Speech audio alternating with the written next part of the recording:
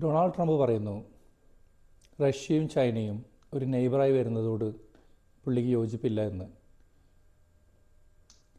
Trump പറയുന്നു America Greenland കൈയടക്കിയില്ല എങ്കിൽ റഷ്യയും ചൈനയും അമേരിക്ക കൈയടക്കുമെന്നും അമേരിക്കയുടെ തൊട്ട അയൽ രാജ്യമായി റഷ്യയും ചൈനയും മാറുമെന്നും പറയപ്പെടുന്നു.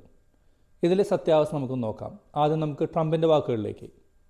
I'm a fan of Denmark too, I have to tell you, and you know they've been very nice to me. I'm a big fan, but you know the fact that they had a boat land there 500 years ago doesn't mean that they own the land. I'm sure we had lots of boats go there also, but we need that because if you take a look outside of Greenland right now, there are Russian destroyers, there are Chinese destroyers and bigger, there are Russian submarines all over the place.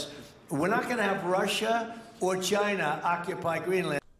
2500 BC-യിലാണ് കാനഡയിൽ നിന്നും ആദ്യമായി ആളുകൾ ഗ്രീൻലാൻഡിൽ എത്തിച്ചേരുന്നത്. 1721 ഡെൻമാർക്കിൻ്റെ മിഷണറികൾ ഗ്രീൻലാൻഡിൽ എത്തിച്ചേരുകയും അത് പിടിച്ചടക്കുകയും ചെയ്തു. 1953 Greenland colony സ്റ്റേറ്റസിൽ നിന്നും മാറി ഡെൻമാർക്കിനോട് ചേരുകയും 1979 ഹോം റൂളിലേക്ക് മാറുകയും 2009 സ്വതന്ത്രമായി ഗ്രീൻലാൻഡ് ഉത്ഭവിക്കുകയും ചെയ്തു. ഇന്ന് ഗ്രീൻലാൻഡ് സ്വതന്ത്രമാണെങ്കിലും അതിൻ്റെ ഡിഫൻസും മറ്റ് സ്ട്രാറ്റജിക് കാര്യങ്ങളും ഇപ്പോഴും ചെയ്തുകൊണ്ടിരിക്കുന്നത് ഡെൻമാർക്ക് മുഖേനയാണ്. ഇനി അമേരിക്കയ്ക്ക് ഇതിലുള്ള പങ്ക് നോക്കാം.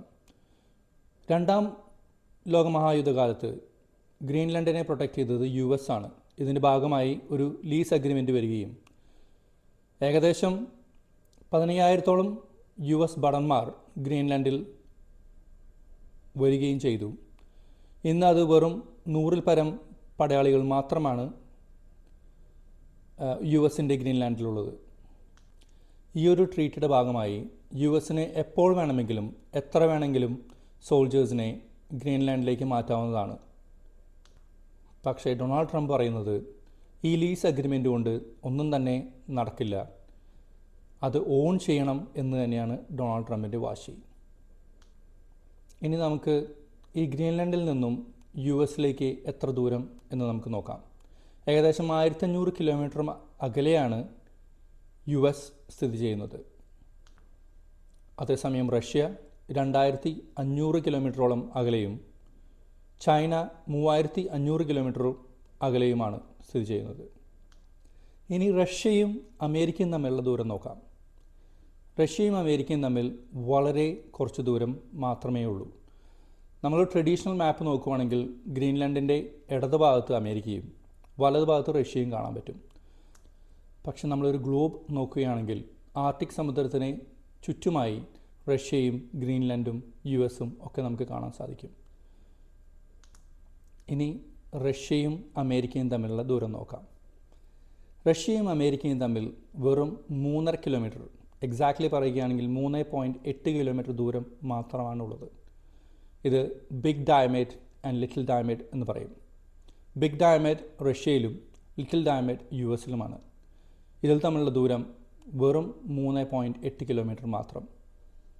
പക്ഷേ ഇൻ്റർനാഷണൽ ടൈം ലൈൻ ഇതിന് ഇടയിലൂടെ വരുന്നതുകൊണ്ട് ഒരു സ്ഥലത്തു നിന്നും ബിഗ് ഡയമേറ്റിൽ നിന്നും ലിറ്റിൽ ഡയമേറ്റിലേക്ക് 24 മണിക്കൂറിൻ്റെ വ്യത്യാസം കാണും. ഒരുപക്ഷെ ആളുകൾ പറയുന്ന പോലെ നമുക്ക് നാളെ അല്ലെങ്കിൽ ഇന്നലെ കാണാൻ പറ്റും ഈ രണ്ട് ദ്വീപുകൾ തമ്മിൽ. സോ ട്രംപ് പറയുന്നതിൽ ഒരു കാര്യവുമില്ല. റഷ്യ ഓൾറെഡി അമേരിക്കയുടെ അയൽക്കാരൻ തന്നെയാണ്.